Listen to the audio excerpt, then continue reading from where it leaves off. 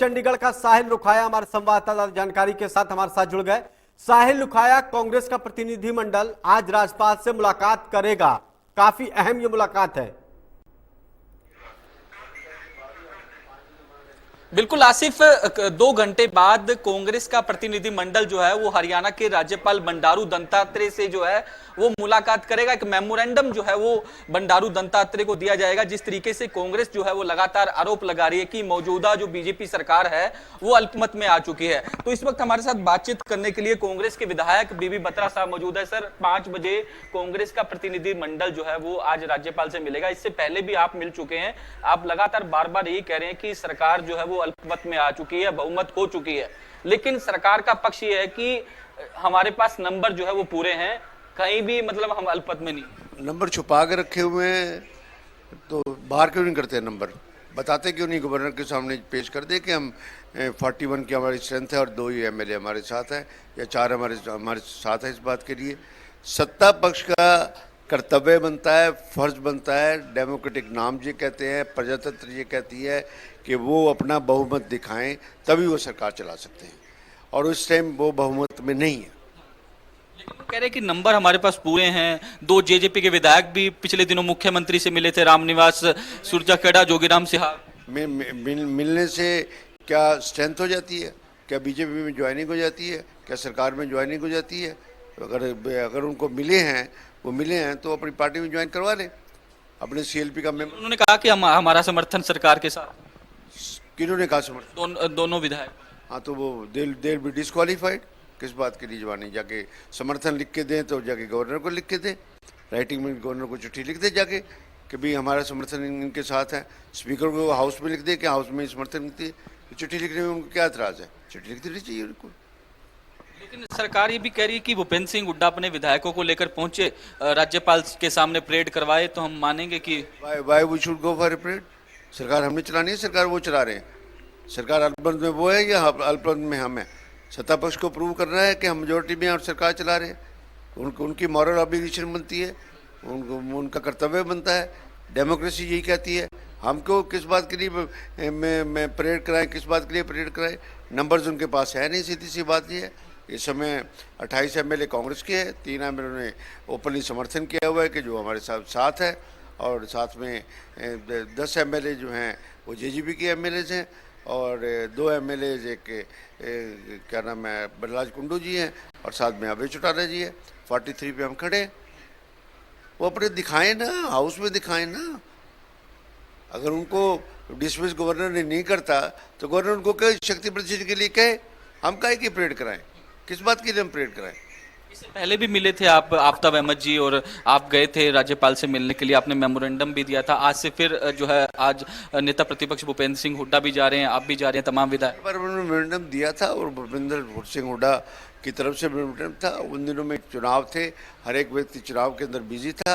अब भूपेंद्र सिंह हुड्डा खुद जा रहे हैं डेलीगेशन लेके गवर्नर को मिलने के लिए और स्थिति सारी स्पष्ट करने के लिए कि सरकार अल्पमत में है। सर, एक और सवाल लूंगा। कल आपने जो कांग्रेस की विधायक किरण चौधरी जो तोशाम से है, उसकी डिस्क्वालीफाइजेशन को लेकर जो है जो अपने स्पीकर साहब को भी पत्र। कानून के मुताबिक जब उन्होंने कांग्रेस अध्यक्ष को पत्र लिखकर पार्टी से मेंबरशिप से रिजाइन कर दिया, तो उसी समय ही वो सीएलपी की मेंबर नहीं रही, उसी समय से एमएलए नहीं रही। She stands disqualified, she is no more member of legislative assembly of Haryana. बिल्कुल आसिफ, जिस तरीके से बीबी बत्रा साहब कांग्रेस के विधायक हैं, लगातार कह रहे हैं कि सरकार जो है अपना बहुमत खो चुकी है, अल्पमत में आ चुकी है, तो ऐसे में आज जो है कांग्रेस का डेलीगेशन जो है फिर से राज्यपाल से मिलेगा और मांग यही की जाएगी कि जो है सरकार को बर्खास्त करके राष्ट्रपति शासन लगा के फिर से चुनाव जो है वो हरियाणा के अंदर करवाए जाने चाहिए। करीब 5 बजे का समय जो है वो रखा गया। साहिल, स्पीकर ज्ञानचंद गुप्ता कह रहे हैं कि कुछ महीने पहले विश्वास मत हासिल किया गया था, 6 महीने तक जरूरत नहीं विश्वास मत हासिल करने की। ये सवाल पूछिए इनसे। बिल्कुल, जिस तरीके से स्पीकर ज्ञानचंद गुप्ता लगातार एंकर की ओर से सवाल पूछा जा रहा है कि विश्वास मत खो चुके हैं, बार बार जो है आप अविश्वास लाए थे सदन के अंदर, जो हुड्डा साहब लाए थे वो बार बार गिर चुका है। आदरणीय श्रीमान जी, अगर कानून का पता ना हो तो मैं कानून बता सकता हूं आपको इस बात के लिए कि एक बार वो नो कॉन्फिडेंस जो था वो डिफरेंट था, वो एक प्रोसीजरल था, और दोबारा सत्ता पक्ष के खिलाफ अविश्वास प्रस्ताव लाना कोई बैन नहीं है, किसी भी ना ही कॉन्स्टिट्यूशन में बैन है ना ही रूल्स में बैन है। और आपका क्या सोचते हैं कि एक बार श्री नायब सिंह सैनी ने वोट ऑफ कॉन्फिडेंस ले लिया तो इसका मतलब सदन तक चाहे सारे एमएलए भाग जाएं वो मुख्यमंत्री कंटिन्यू रहेंगे? ये कहाँ का कानून है?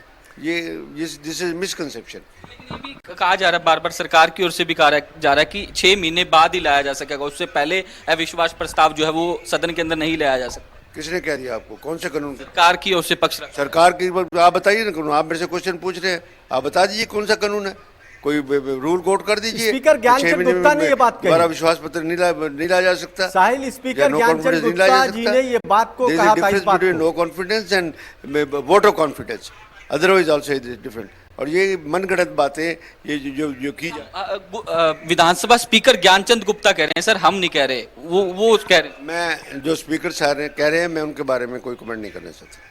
बिल्कुल आसिफ, जिस तरीके से जो कांग्रेस के विधायक है बीबी बत्रा अपनी बातें जो है वो रख रहे हैं, और साफ तौर पर जिस तरीके से कहा जा रहा है कि ऐसा कोई जो है कानून नहीं है, कोई रूल नहीं है, और जिस तरीके से आज जो है कांग्रेस का डेलीगेशन मिलने वाला है, तो कांग्रेस जो है लगातार सरकार की बर्खास्तगी की मांग जो है वो कर रही है, और आज भी राज्यपाल को मेमोरेंडम जो है वो कांग्रेस विधायकों की ओर से दिया जाएगा। साथ ही साथ नेता प्रतिपक्ष भूपेंद्र सिंह हुड्डा भी मौजूद रहेंगे, उनकी अगुवाई में जो है कांग्रेस का डेलीगेशन जो है आज राज्यपाल से जो है वो मिलने वाला है।